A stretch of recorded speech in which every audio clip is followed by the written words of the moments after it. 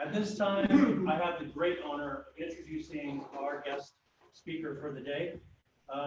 If you didn't know, under Texas law, the county judge serves as the chief executive officer of the county and is involved in almost all aspects of county government, including preparing the county budget and presiding over the commissioner's court. County Judge Bill Gravell, Jr. was sworn into office on January 1st, 2019. He previously served as the Precinct 3 Justice of the Peace from January 1st, 2015 to December 31st, 2018.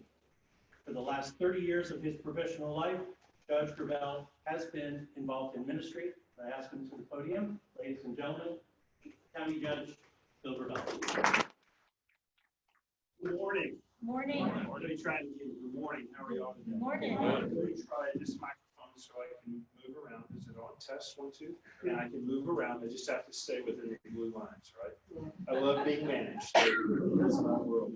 You know, I was thinking today as I was driving in town, this week marks the 77th week that I've been county judge. Now, most people wouldn't keep count of how many weeks they've been in a position, but what a difference this talk would have been if it would have been the first week in January, right? The first week in January, I would have talked about the first year as Williamson County Judge. And what's ironic is my wife and I took a trip, and on that trip through the new year, I was complaining to my wife, true story, about how boring it was to be county judge. And I said to her, you know, you go to commissioner's court every week, you do the same thing over, then you do it next week, then you come back, you know, it's like rinse, wash, repeat, right? Well, then on January the 31st, by the way, the last 14 weeks have been really significant for our world, would you agree? Yes. In fact, the last 14 weeks have been significant for America. But the last 14 weeks have been incredibly significant for Williamson County as well. Would you not agree? Mm-hmm. And what I think is interesting is as I look at all that I've seen and all that I've been a part of, my first year and a few months in office, I've realized that the greatest gift that I learned during COVID-19 was the ability of our people to work together to get things done. We have some of the brightest people in America right here in Central Texas and right here in Williamson County. We really do. The tenacity, the ability to work together and collaborativeness has just been really amazing. You know, early in the pandemic, we really struggled with just some basic resources. I know you may find this hard to believe, but the hand sanitizer that you have on your table and all of our county facilities, we were completely empty and out. We had no hand sanitizers. In fact, you would say, well, Judge, you shut down all the county offices, but you have to remember the county offices are there to serve during an emergency. Did you know that? That's their job. And so whether it's in the jail or the sheriff's office or whether it's in our court system, they wanted their hands cleaned. I thought you guys are really demanding, and then I started looking around and you couldn't find hand sanitizer anywhere. We were in a leadership meeting and someone said, you know, Judge, hand sanitizer is mostly made out of alcohol. And I said, well, how do you know that? And he said, well, I used to work in corrections, and the inmates would take the hand sanitizers, dilute it down a little bit, and drink it. And so I learned a really important lesson that if you empower your people to come up with solutions, they do. So I said to the team, create hand sanitizer. And so we reached out to a couple of breweries in the area, Red Horn Coffee House and Brewery, I think that's in Cedar Park, and the Fire Oak Distillery, which is in Liberty Hill. They very quickly began to help us making hand sanitizers. Now there's another cool picture I don't think that we see, but I said the hand sanitizers really dry out your hands. And the reason why, it was about 95% alcohol. And so Larry Gaddis, our tax assessor collector, decided to get the aloe vera plants and strip them down and take the aloe out of that and mix that in with the hand sanitizer. And that's what we did in your tax office during COVID-19. I bet you didn't know that we had tax professionals who were used to taking care of your registration for your cars that are now experts in hand sanitizer. But what we learned what I learned during this pandemic is that it takes everyone working together. Let me tell you what I learned about COVID-19. COVID-19, or the coronavirus didn't know the difference between a Republican or a Democrat. The coronavirus didn't know the difference between a person that was white, black, or brown. The coronavirus didn't know the difference between a male and a female. The coronavirus was vicious. My very first phone call on January the 31st about the coronavirus was about a disease in a foreign country. My initial thought was, why am I on this conference call? And it wasn't long that we began to see what was coming our direction. And it really was a tidal wave that was large and it was strong. I like the fact that we worked together. You know, another need that we had during COVID-19 was masks. And by the way, your county judge ordered 50,000 N95 masks at some $200,000 price tag. And we have still yet not received one of those masks from that order. We haven't.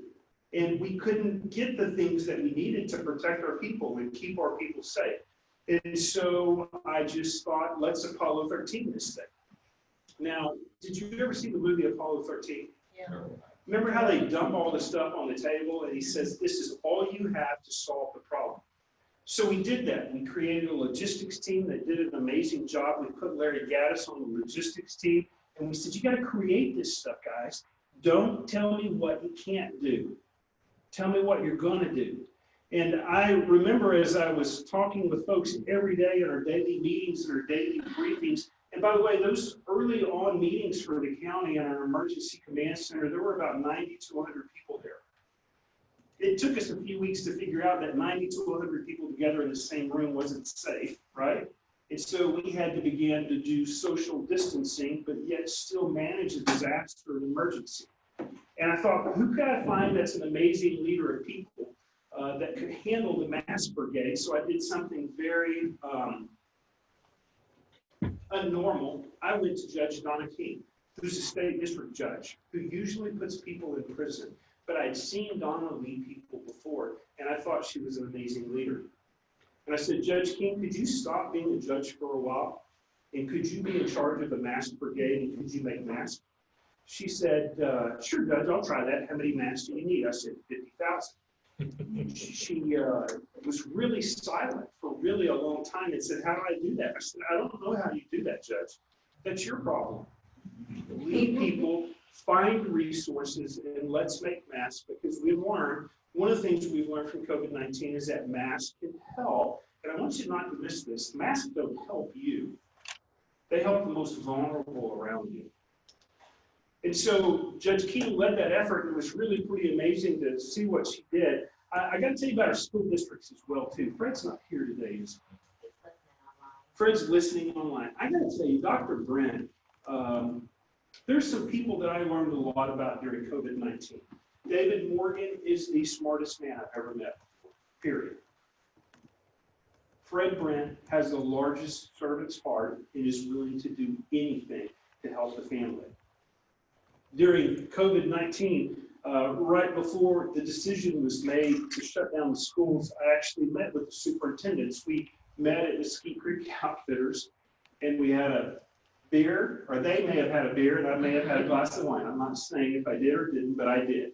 And when we were there, one of the superintendents brought up about, hey, I can't stop feeding the kids, or kids need meals. And I said, well, how are you going to deliver meals? You're shutting down schools. But you know what? Our school districts found solutions.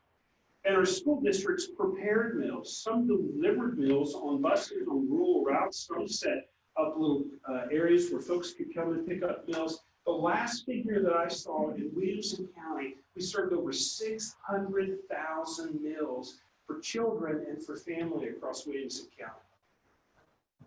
Isn't that amazing? Yeah. And you know, Fred was a leader. Fred would say, Judge, is there anything else you need? I said, yes, Fred, I need your nurses. Why do you need my nurses? We need your nurses to shift over to the health district so they can serve on the epi teams to do the research, and trace teams so they can do the research. It was a collaborative effort. I'll never forget the Jeff Yarbrough. This is Jeff right here. He works for Round Rock ISD.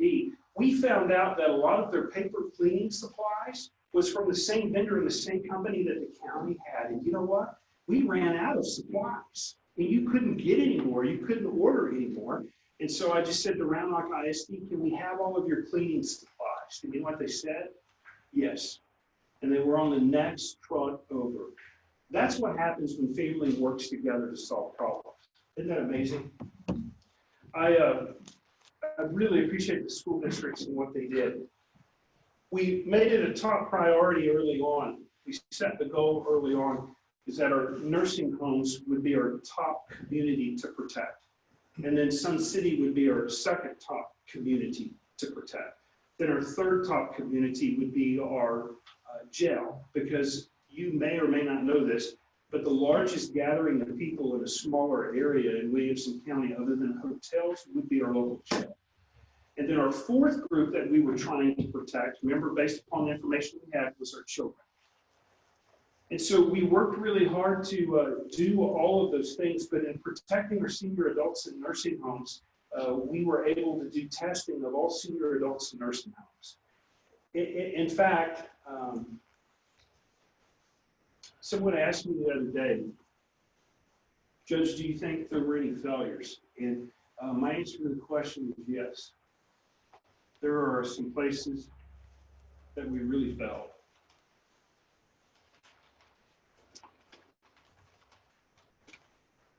There are 30 failures that I know of. And I know them all by their name. Because we could have done a better job. We should have done a better job. And we should have moved sooner to save life. There were other mistakes that we made during COVID-19, but there was no mistakes that we made greater than not working harder and faster to protect our senior adults.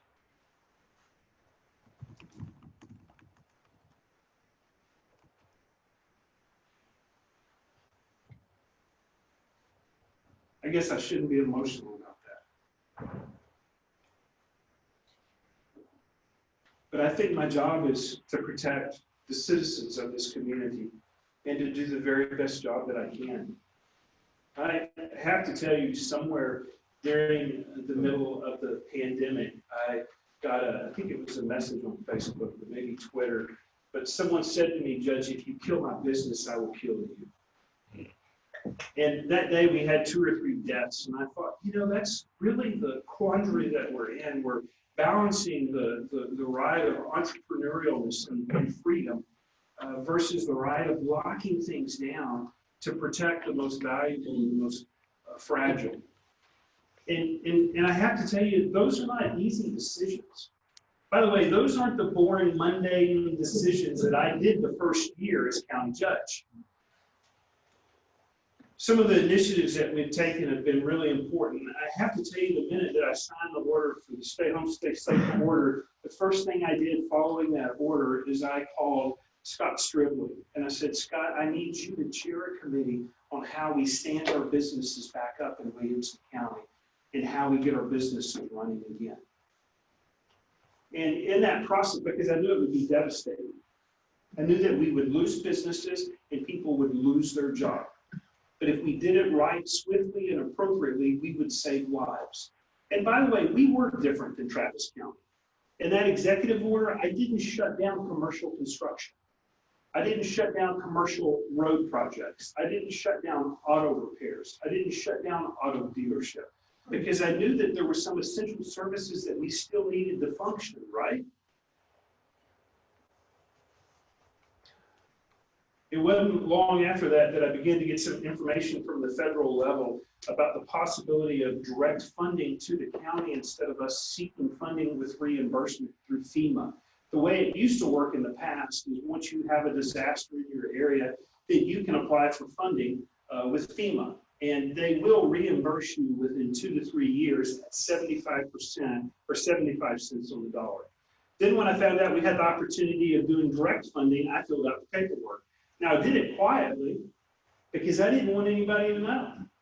I could not wrap my mind around the fact that the federal government might actually give us money and trust us to make the right decisions at the local level. And by the way, the best government is government at the local level.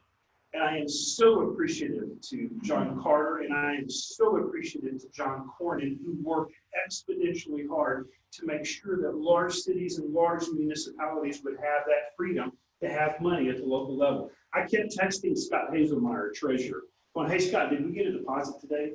Hey, Scott, did we get a deposit today? And Scott finally texted me back, hey, you've never asked me that question before. Why are you asking me that question now? I said, did we get a deposit? And then the next day he texted me a figure of $93,381,117 deposit. I said, who was it from? He said, who do you think?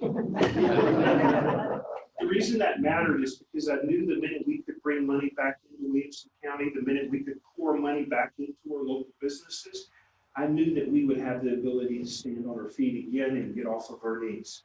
Through this last Tuesday of last week, through the Wilco Grant Program, we've awarded $28,592,370 to 2,891 recipients.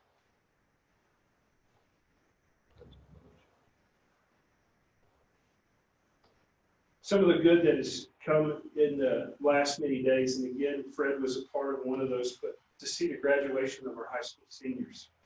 And by the way, some of you are a little bummed that our seniors didn't get to graduate like they normally would get to graduate. I have to tell you, 30 years from now, those guys are going to be going, yeah, I graduated in 2020. They did things for me that they never did for anyone else, right? Mm-hmm. Wouldn't you agree? I had the chance of being a part of a graduation ceremony in Round Rock, and every senior had to jump over the sign. And somebody said, Judge, are you willing to jump over the sign? I said, well, I graduated from Round Rock High School in 1900. And I said, I'm willing to do that. Well, they had the ambulance moving in just a little closer. And I jumped over that sign and did that. I have to tell you, this graduation that I attended and that I saw had an amazing response from family members and friends. It's amazing what we do to adapt, right, when we have to, for the kids. So what are some things and where are we at today? What's the future of Williamson County? Let's talk economic first. First of all, the county is not like city municipalities. The majority or part of our income is not based upon sales tax, it's based upon property tax. And as you know, the property tax bills have already went out. This past year, Williamson County saw an increase in the appraised property in Williamson County at another chunk of a jump of about $6.5 billion increased in new property value. And I'm here telling you that this next year, you'll see another increase as well too. Now, with that being said, we've got to be really good stewards and we've got to be really smart. By the way, we do government much different today than we did before COVID. Let me talk to you about our court system. I know we hadn't got to, did we show the courts picture long ago? I don't think we had a courts picture, but go ahead and talk. Okay, so one of the cool things that happened through COVID is over at the Justice Center, there are 10 courtrooms. You only get to do court if you come over there, you wait through the line. We average 1,000 guests a day. What's happened though in our court system is it's moved completely virtual. There are court hearings now where judges are there in their robes. The plaintiff is there, the attorney for the plaintiff, for the defendant. If it's a civil matter, everybody chimes in via Zoom, or I think we use Teams for the court system. But what's interesting is we now have a path to do something in a way we've never done it before. Greatest lesson learned for me from COVID-19 is that we don't have to always do business the way we've done it in the past. In the past, the government would never have considered allowing people to work remotely. I believe as your county judge, you'll never see me add a new building to Williamson County properties because it's unnecessary. We can empower our people to work remotely and trust them to work remotely, and we don't have to build more buildings. That's one of the things we've learned during COVID-19. It was interesting, our judges, we were on a conference call the other day, and I was actually watching a judge in a court hearing, I think it was an adoption proceeding, And I could see that she had her robe on and she was sitting in her backyard and her beautiful garden was behind her. So I texted her and I said, hey, I see your beautiful garden behind you. Is that what you intend? Then the next thing I know is she hits a button and suddenly this backdrop comes up that looks like a courtroom. But she was sitting out on her patio, right, having a court proceeding, doing her job, serving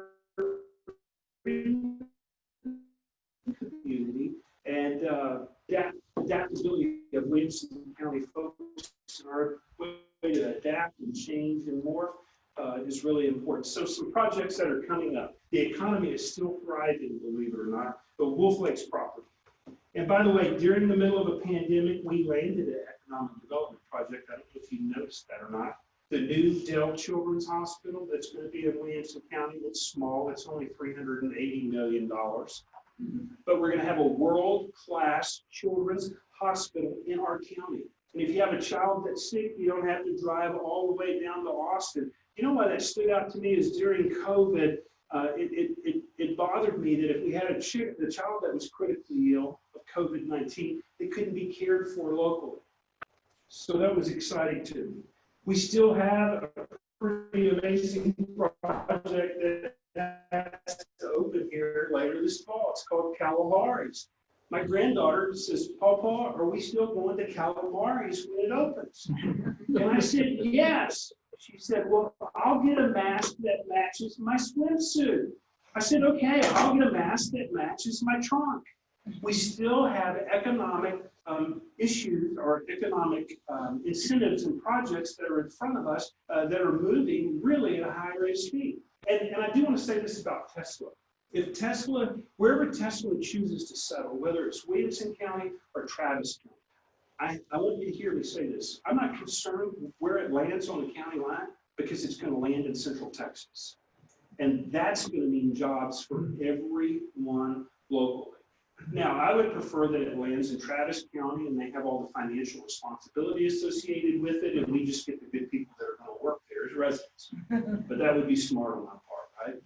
So we have some economic development projects that are coming forward. I would tell you the state of the county in 2020 is as strong as it was in 2019. The glaring difference, though, is we've been through a pandemic. We've been through some significant protesting.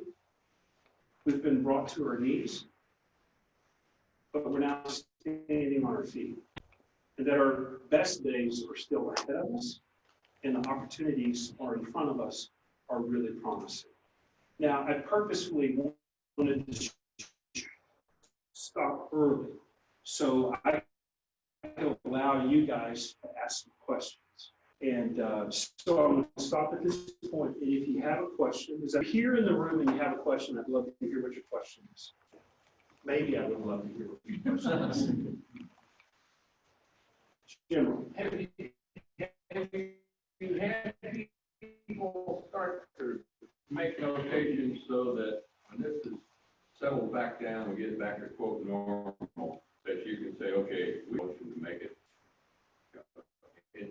incorporate that into our emergency management procedure? You know, General, that's really a good comment. That would come from somebody who's a general who's been through major crisis before. General, the truth is this Thursday we have our first after action review.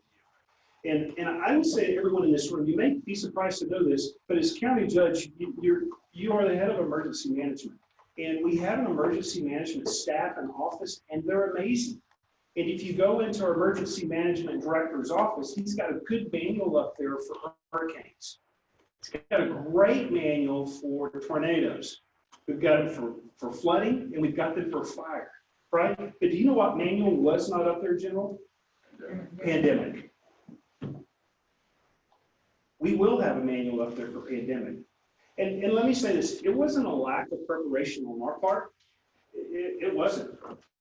It just wasn't something that you drill for in emergency management. The way that Texas works is that the head of emergency management, Nim Kidd, is the one who leads us in preparation and training for all those other things. And by the way, we drilled a lot for emergency management since I've been county judge. That's just an ongoing, continual thing. But the head of emergency management has not been the one in charge of pandemics. It's always fallen under the Department of Health. And do you know how many drills or training procedures the State Department of Health had in preparation for a pandemic? Zero. Because they thought it fell underneath the head of emergency management. And that was changed legislatively, I think, 7 or 8 years ago. So I think we're going to have lessons learned and some best practices, some things to do and not do. And I think that will come in the next few days. Good question. Another question. What's the status of your N95 50,000 masks that you ordered? Yeah, so the status of the N95 50,000 masks, the only place we could find them at the time to purchase them from was China. And we don't exactly know where they're at. I did have a bit of a chuckle this past week. The Texas Department of Emergency Management delivered to us 5,000 N95 masks on Friday. Think about that just for a moment. We got them on Friday. Could have used them, 15 Fridays ago, but that's when we got them, and we're grateful. The answer to your question is the PO is still tied up, and we're still hoping to get that. One thing that I have learned through this pandemic that we didn't have before, the nation has something called a strategic stockpile. And our strategic stockpile has everything from cots to bottled water to MREs to N95 masks. The 13 million masks, N95 masks that were in the Strategic National Reserve stockpile, all of them expired in 2008. So one of the lessons I learned as county judge is we're spending somewhere close to $150,000 to $200,000 to have our own stockpile locally. Now we can't have everything, and some of that stuff expires and rotates. But we didn't have anything. It's not because we were incompetent or irresponsible. We were just told that you don't need to worry about that because there's a national strategic stockpile. And the stockpile works when you have a hurricane that affects one state, not a disaster that affects all 50 states. Next question. This might be a question for Dr. Brent, but I thought I'd ask you as well. Do we know how we're going to handle schooling for the children? Yeah, that is such a great question that I can't answer for you. But I will tell you, let me say this. I don't know the answer to that, and one of the school board members is here and said that I should be prepared to answer that. And I said, the one thing I've learned about county judges is lane management, to stay in my lane and don't get out. There's no reason to. You get hurt when you get in other people's lanes, right? What I would say is this. I've never seen a brighter group of people solving problems than the team he has assembled at Georgetown ISD. And I am completely confident that they'll come up with the right solution on when to start school. I would say this, though. Our community needs for school to begin this fall. Yes. We do. Yes, we do. We just need, we need them to figure out how to do that safely, right? To protect everyone. Now, can I tell you what I learned about COVID-19?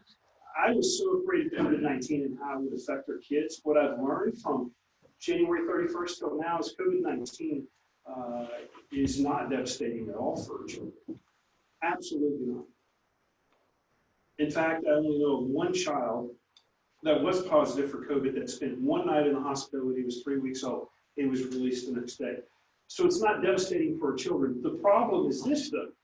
Those children are huge carriers of many bacteria, viruses, and it's that young adult teacher that's my age that's teaching them that's put at great risk. So I know that Dr. Brent and his staff will come up with a solution, but there's some things I know that we need this fall. This fall, we need football.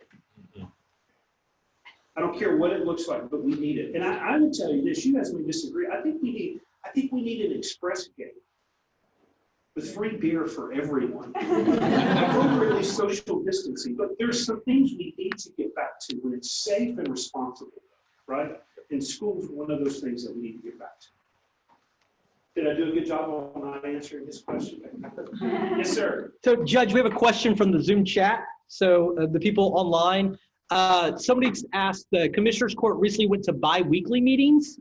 Do you anticipate that schedule going forward post-pandemic or moving back to weekly?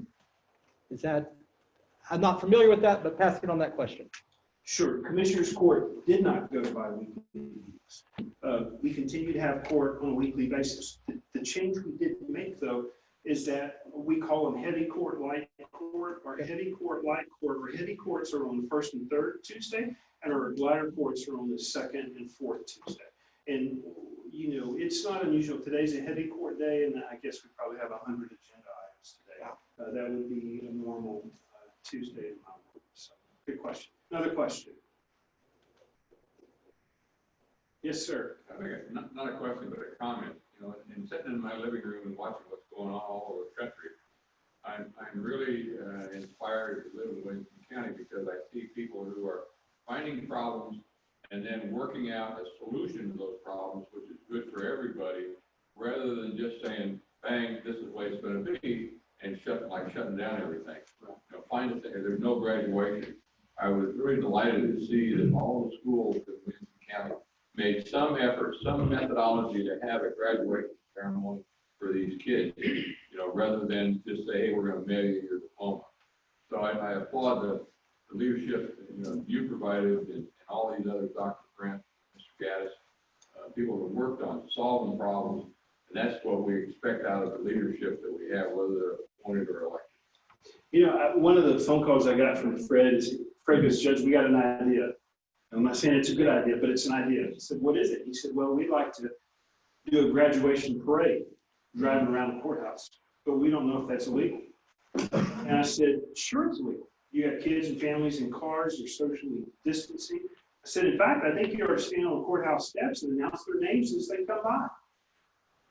And I wasn't here that day, but I understand that it went amazingly well.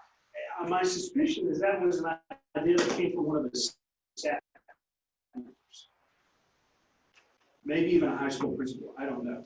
But the ability of folks to be innovative during a disaster is just really, it's humbling.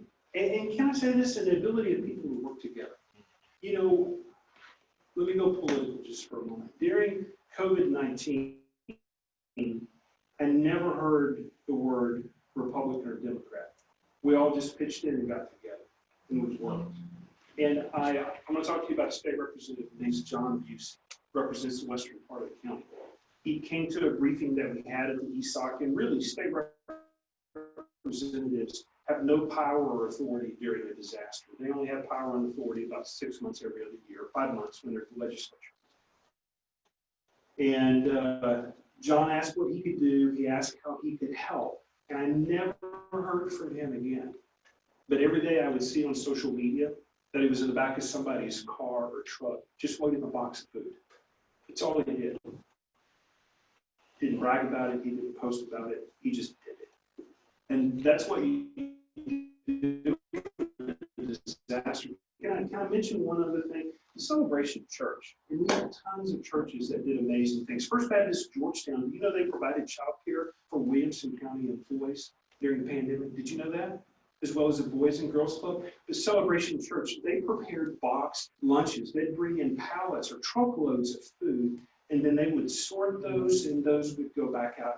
What was the total number of boxes that went out of Celebration? Do you remember? 31,000 boxes, and they weighed how much a piece? For a family of 5 per week. So 40 pounds? 40 to 50 pounds for a family of 5 for a week. That's in one part of the church. In the other part of the church, they brought in sewing machines, and they were sewing masks. You know, one of the things that kind of took me back is we have a drug treatment facility in Granger. Did y'all know that? It's a state-run facility, state-owned facility that we actually manage and operate. But the drug treatment facility has about 50 to 60 residents. And they said, well, Judge, you should go and see the mask that you're making. I said, what? So we got sewing machines donated from Sun Cityans. And they were taken to Granger. Men and women were taught to sew. There was only one person who knew to sew out there. Men and women were taught to sew, and they were disappointed. They only averaged manufacturing 100 masks a day, plus continuing with all their drug treatment stuff. That's what the family does, right? And it wasn't Republican or Democrat, and it wasn't white or black or brown, and it wasn't male or female. It was the family pitching in and working together. And that's what makes Williamson County. Wouldn't you agree? That's what makes it. One last question. Yes, ma'am. What are your plans as the county to provide, in light of what's going on, safety for all police officers and their families in the county? I'm more troubled by what I've seen in the last 3 weeks than what I saw through COVID-19. I'm being candid. I see not just our community, but I see our county, our state, and our nation at a tipping point. And we are in a fragile place. I was one of those individuals that stood up and said the death to George Floyd was wrong. It was heinous, it was evil, and it was just mean. It was a bully killing someone in front of a camera. But I've also been the one, too, that says that was the choice of one bad cop.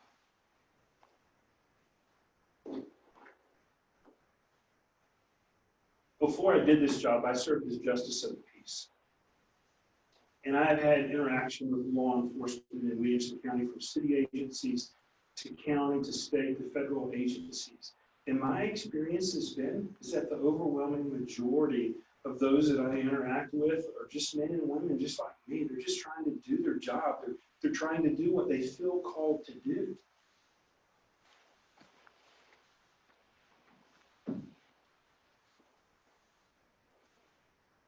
I'm heartbroken at the actions of a few cops. But I have to tell you, I'm equally heartbroken when I hear about police officers that are taking down their Blue Lives Matter flags, and they're driving their county car or their state car and parking it in the garage and telling their wives or spouses to park outside for their own family's safety and security. That bothers me. Not every cop is a villain. I don't know what your thoughts are, but I think Wayne Nero is a hell of a leader. And he's a damn good cop. And there are many, many, many like that with the Georgetown Police Department. And we can't condemn everyone. I'm heartbroken. There's a lot of heartbreaking going on. And somewhere we as a nation have to figure out how we stop attacking each other and we start attacking problems. And we have some real problems that we need to attack. But we don't choose to attack problems, we choose to attack people. And I don't think that's healthy for the nation. Did I answer your question? Yeah, but most of us need to stand up and speak out and say we support the law enforcement throughout the country rather than garbage about defunding. We need to talk about how we support them. Whether you wave at them, whether you stop them in their neighborhood. You know, I stop the deputies when they come through my neighborhood because I don't see them out there very often. And I thank them for being here. But I do think that we need to stand up as a nation and say, hey, stop this nonsense. Yeah. Well, I say this as your county judge in Williamson County, we're not going to defund law enforcement here locally. Law enforcement is a part of our system. What we ought to do is throw more funding at it to make sure we have the appropriate education, the appropriate training, and the appropriate accountability. Someone said to me the other day, well, we need to defund law enforcement. I said, well, then if we do that, then what's next? Well, then we want this. Then we want, well, where does it stop? Right? Yeah. Hold the bad accountable and honor those that are doing well. That's what we should be doing. Thank you guys so much for allowing me to be here today. You saved the toughest question for the last question. Right? God bless you, and may God bless Williamson County.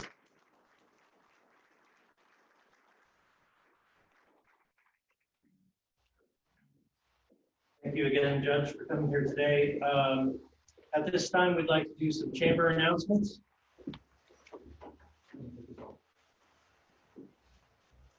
I have the door prizes too, but I'm gonna leave that here. So I'm supposed to like be prepared and like extra. So the chamber, like this is me cleaning the mic and making sure no germs are anywhere. So Jim Johnson, if you don't know me, President and CEO here at the Georgetown Chamber. Thank you guys for coming out. This is actually our first in-person event. And I went back and looked. I think we did a ribbon cutting, but since our March B&L, which was held at Berry Creek Country Club. So I appreciate you guys coming out and being a part. Judge Gravell, thank you so much for speaking today. And he glossed over something that, from my side, I think, and he mentioned that $28 million in grant funding that has been given to small businesses in Williamson County. That is, I mean, when the chamber announced our grants at $200,000, we thought that was amazing. $28 million has been invested back into our small businesses, our nonprofits, our churches, all businesses throughout this community. So I want to give the county a round of applause for that one more time. So I did have a couple announcements. The chamber will continue with in-person events with the same modifications that you're seeing right now. In June, we have cyber security as our topic next Wednesday at Lunch and Learn. We are also doing a great event on Thursday, our first virtual cornerstone. If you're not familiar, we believe that the 4 cornerstones that make up our amazing community are education, economic development, healthcare, and public safety. So on Thursday, we're going to cover 2 of those with Scott McKellen, who is the president of HEB. So if you've ever seen those HEB commercials, Scott is the guy you're seeing. He is over all of that. He's going to talk about their efforts in local economy, what they're doing throughout the state, as well as their involvement in education. They fund statewide programs. That should be a dynamic feature. It will be virtual on that end. But, you know, really, guys, we're just excited to be back. We're going to start doing more. Every event that has an in-person option will also still have a virtual ticket option. So if you don't feel comfortable, that's great. We're still going to be able to do this via Zoom. We are also going to do some events that are 100% virtual. We call those virtual power hours. We're doing one at the end of June with Colonel Schoenfeld, who is over the 1st Cavalry, 1st Brigade with Fort Hood. You might remember he was back here at Breakfast Links back in February. But as the judge said, how much has changed with county government in the last 120 days. Imagine with our military on that end, so it should be a great virtual presentation. Thank you for being a part of our modifications today. Ladies and gentlemen, thank you for coming back out and being our guest today. Have a great day.